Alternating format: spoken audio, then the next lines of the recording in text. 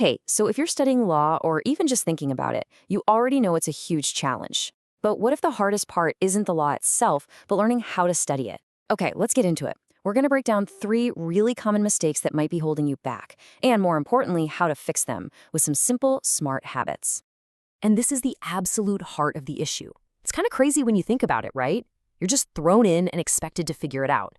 And that right there, that's where so much of the stress comes from for students who are totally brilliant and capable, but just haven't been handed the right rulebook. So, if you've ever had that sinking feeling that you're falling behind, or that everyone else just seems to get it faster, listen, I need you to hear this. It is not you. It's not about how smart you are. It's all about your preparation and having the right strategy. So let's build that strategy starting right now. Okay, first up, what I call the reading trap. Now, on the surface, this seems perfectly logical, doesn't it? Go to the lecture, get the big picture, and then go do the reading afterward. I mean, I totally fell for this one. But here's the thing. In practice, it's a trap that sets you up to fail. Because when you walk into a lecture cold, this is your reality. You're just constantly trying to play catch up. The lecturer is going a million miles an hour, firing off case names and these really dense legal ideas, and your brain is trying to do 3 things at once: listen, write, and actually understand. It is completely overwhelming, and you just walk out feeling more lost than when you walked in. But just look at the difference one little change can make. It's night and day. On one side, you've got total panic and frustration. On the other, just by doing a little prep work beforehand, the lecture completely transforms. It goes from being this super stressful thing to something that's actually useful.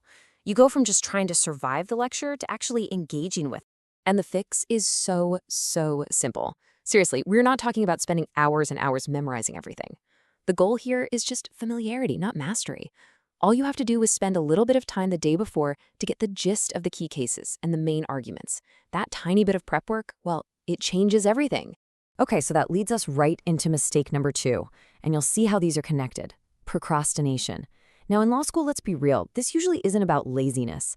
It's a totally natural reaction to feeling completely and utterly buried by the sheer amount of stuff you're supposed to know. And it really does, doesn't it? Law just feels heavy.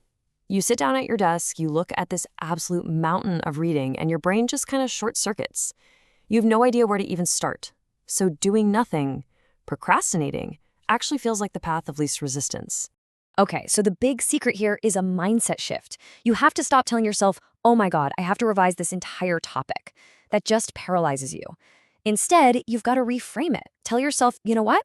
I'm just going to read one case. Or I'm just going to look at my notes for 25 minutes. That tiny little switch from the huge, scary task to one small start is what actually gets you moving. And here's a super practical tool for this. Just 25 minutes. Set a timer, and for 25 minutes, you give it your full focus. That's it. This one simple trick can break that intimidating mountain of work down into little, manageable hills that you can actually climb one by one. And you have to remember this. When it comes to studying law, consistency is king. The system doesn't reward one heroic all-night cram session. It rewards the small, regular effort you put in day after day. Just starting, even if it's messy and imperfect, is the most powerful weapon you have against procrastination. All right, let's hit our final mistake, and this one is an absolute classic: the note-taking myth. This is the belief that good notes mean more notes. We've all been there, right? Your hand is cramping up because you're frantically trying to write down every single word the lecturer is saying. Does this sound a little too familiar? Yeah. You walk out of the lecture hall with pages and pages of notes, but if someone stopped you and asked, hey, what was the main point of that lecture, you'd probably just stare at them blankly. That's because you weren't being a student, you were being a court stenographer. You were chasing volume, not understanding. So just like with procrastination, the fix here is another mental shift.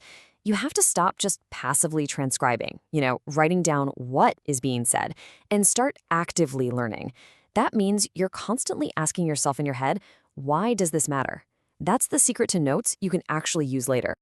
So from now on, this is your new filter. As your lecturer is talking about a case, don't just scribble down the name and the facts. The first question you need to be asking yourself is this one: why is this case important? And then you immediately follow it up with this. Because every case you study is there to teach you a legal principle. Your job is to dig it out and find that one sentence takeaway. If you can answer this question for a case, you've captured 90% of its value. And finally, this is the most strategic question of them all.